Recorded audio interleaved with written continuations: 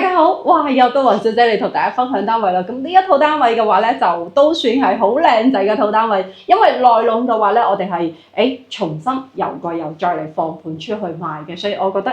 業主嘅誠意非常之足夠。我哋再嚟望一望今日嘅呢個天氣，哇！自從前一排上個禮拜啦落完雨之後咧，我哋成個廣東基本上都係大晴天、藍天。白雲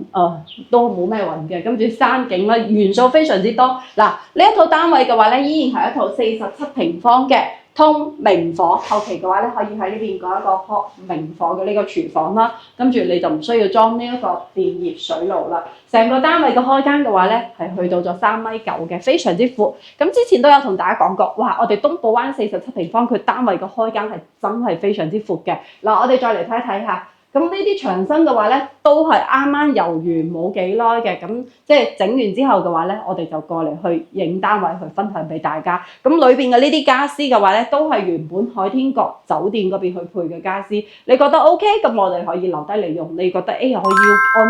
根據翻我哋自己中意嘅嗰種 feel 嚟重新去改造嘅，咁其實呢啲都可以掉晒去重新去換過。加上現時內地啊，你譬如買家私啊、買電器嘅，全部都係有國家補貼，我就覺得哇，性價比其實都係好高嘅。現時買呢啲電器類嘅嚇，或者家私類嘅，咁裏邊嘅話咧，依然都係開放式嘅廚房啦。咁呢個位置嘅話咧，係預留咗一個凹位啦。後期我哋自己可以做翻個一門到頂嘅衣櫃，咁呢個衣櫃嘅位置肯定係唔會太大嘅。咁有啲人嘅話咧，譬如我哋改咗個明火廚房嘅話咧，咁我哋呢啲地方我哋可能都拆晒佢，做翻個收納櫃啊、我哋嘅酒櫃啊、衣櫃啊、餐邊櫃啊、電視櫃啊，一門做到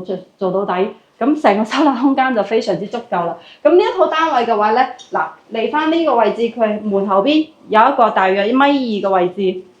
可以做翻個一門到頂嘅呢個大鞋櫃，跟住嗱呢邊嘅話咧，仲有一個位置都係可以啱好將我哋嘅電箱包埋起身嚟，就可以做翻個鞋櫃啦。嗱，最重要就係佢呢邊嘅話咧係南北通透嘅，北面可以望到山景，所以成個單位嘅通風光線都係非常之好，而且我哋嘅樓層嘅話咧係做得比較高嘅。嗱，再嚟睇一睇我哋嘅洗手間，洗手間嘅話咧雖然冇做乾濕分離下，但係呢個位置係非常之闊落嘅，後期呢邊可以做翻個玻璃趟門都係完全冇問題嘅。跟住洗手盤啦，我哋嘅座廁啦，最重要係座廁上邊有一個明窗啊，真真正正嘅明窗嘅，咁所以嘅話咧，亦都係好多人都中意嘅，一定要廁所有明窗，唔要係黑廁。咁嗱，二期嘅呢啲單位佢就非常之適合，而且成個單位，譬如我哋一個人住、兩個人住，買翻過嚟間唔中度假住，咁我覺得呢個單位佢都非常之適合，因為畢竟嘅話咧，佢3.9米嘅開間，你正常擺翻張1.5米嘅床，一個山油位嘅大梳化，做翻個大嘅投影啊，或者做翻個大櫃啊，咁其實佢個空間都係足夠嘅。畢竟佢銀碼擺喺度，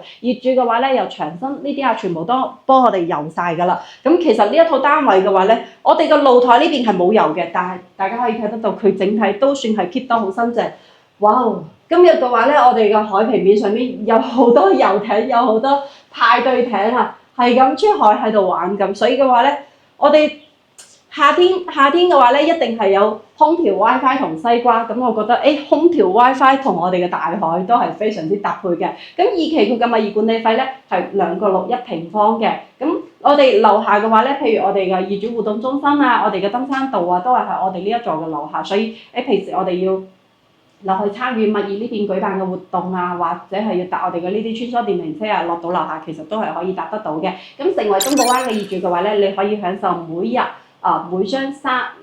每日每戶有3張嘅呢個游泳池嘅呢個免費飛啦，咁都係一種業主嘅呢個福利活動啦嚇。咁嗱，我哋呢一套單位嘅話咧，現時業主佢放盤嘅話咧係148000，我哋就可以攞低呢一套東南方位望海景、望山景，哇！嘅一套單位啦嚇，咁呢一套單位嘅話咧，你如果係